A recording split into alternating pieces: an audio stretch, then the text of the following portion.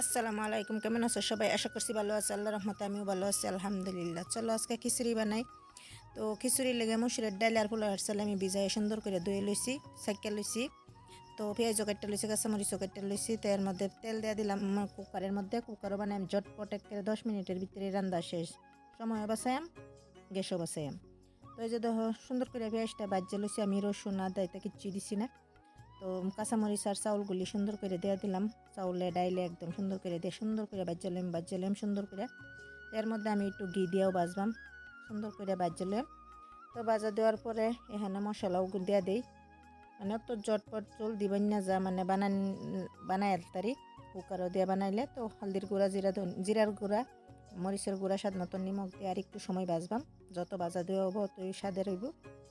তার একটু সময় বাজছে আমি এই যে দেখো পরিমাণ মতো পানি দিয়ে দিলাম, মানে আমার যতটুকু লাগবে। এর মধ্যে আমি গরম মশলাও দিয়ে দিলাম।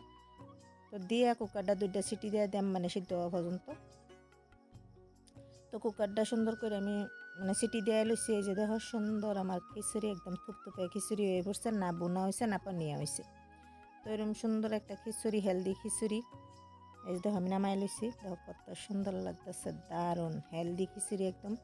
তো কিরম লাগলো আমার এই রেসিপিটা? যদি ভালো লাগছে like, share, comment and subscribe করো। আমার সঙ্গে থাকো, পাশে থাকো। আজকের জন্য আল্লাহ হাফিজ। আবার নতুন রেসিপি নিয়ে হাজির হয়ে যাম। সুস্থতা হো, ভালো থাকো।